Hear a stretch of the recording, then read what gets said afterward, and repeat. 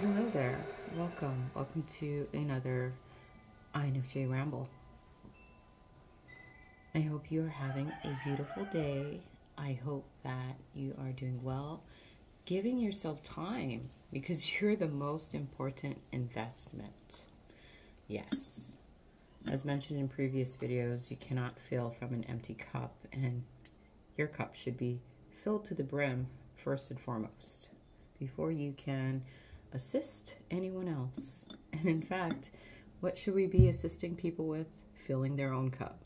We're not here to fill other people's cups. We are here to fill our own cup. And we are here to teach others to do the same, you know? Today's subject is going to talk on INFJ's cutoff game is strong. I think they refer to it as the doorslam. And I know, like, when I first encountered that term doorslam, it was kind of like put in negative context. But as with everything, you know, there's pros and cons to everything. You know, we have tools, and depending on how we use a tool, it can be damaging or it can be beneficial, you know? So, like, our cutoff game is strong. The door slam, it's a thing. And I feel like we do it because we've reached the end of the line, you know? And when you value yourself, and when you value your time, and when you value your attention, and when you value yourself, the tolerance to put up with BS. And then once we, like I said in other videos, we're so adept at trying to resolve things, trying to harmonize things, trying to repair things, trying. But once we stop trying, that's when, you know, we've probably reached the end of the line and it's time to dismiss the situation from our lives, dismiss that person from our lives, you know, because, like, I feel like we get to a point where, like, and what is tolerance? Tolerance is basically putting up with abuse, right? So our ability to put up with the abuse has far surpassed the importance of our well-being. And so it's time to cut that out, you know, just cut it. No remorse, no regret, no guilt, just cut it out. You know, if it's not making you feel right, if it's not helping you to be your best, then what's the point? At that point, it's toxic, it's poisoning you, it's deteriorating your well-being. So it's like, no, I will not accept that. You know, cutoff game is strong. Honestly, when I was younger and less self-aware, my tolerance level was so long.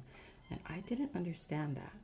You know, and I would, like, again, the gift that keeps on giving, right? It's just like I kept giving, thinking, oh, if I give more to the situation, if I try more, if I, you know, like, try to repair more, maybe this is going to be beneficial for everyone.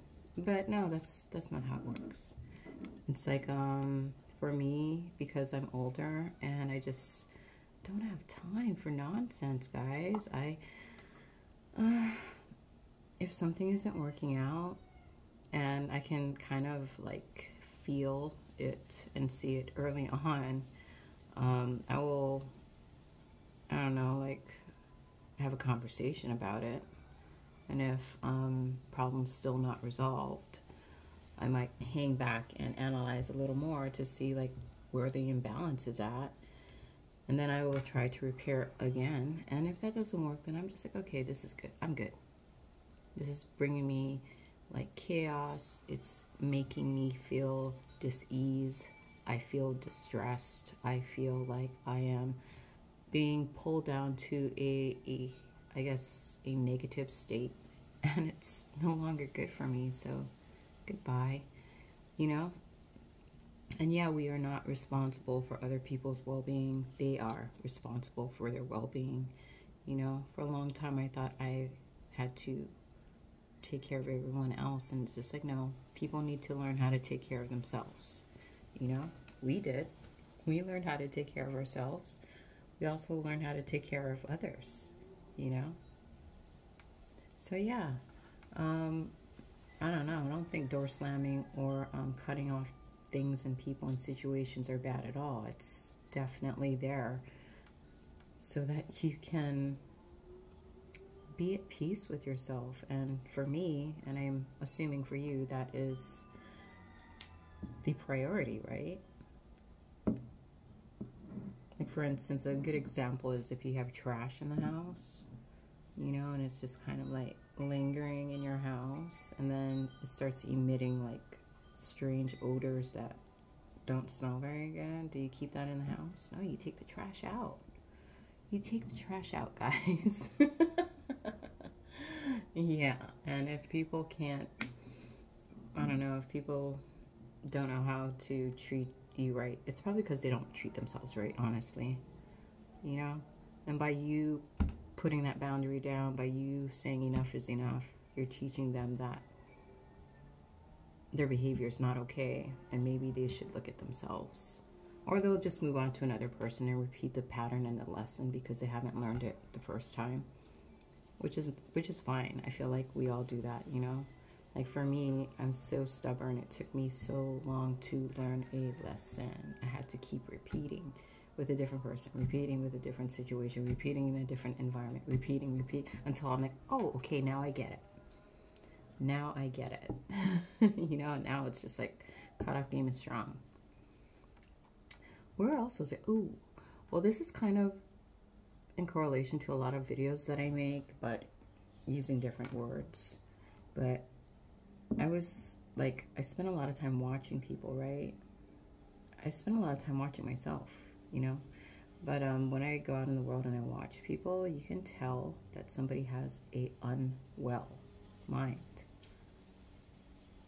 by how often they complain, how often they're triggered. I mean, that is definitely a telltale sign that a person has a unwell mind. You know, they can't be satiated. They always are complaining. They're always triggered. You know, they can't accept things in the moment, you know? And, yeah, just seeing that, now that I can pinpoint that, I just kind of go into observation mode. And I'll probably respond with something that's very neutral, like, oh, that's interesting. I didn't know that. In fact, I wasn't even focusing on that until you brought it to my attention. And then that's how I participate with people like that, and then I move it along. I just don't feed it. I don't participate in it, and I just kind of like accept what they are saying, accept where they are at, and then I just kind of let it roll off my back and move it along, you know? You don't have to participate in it. I think before I would participate in the banter because I wanted acceptance and I wanted to feel like I was like included, and now I just don't care. I don't care if I'm included, okay? As long as I'm being authentic and I'm being myself, that's all that matters, you know? Anyways, I hope you are having a beautiful day. If you learned something from this, cool. If you didn't, that's cool too. Thank you for stopping by and have a beautiful day. Amen.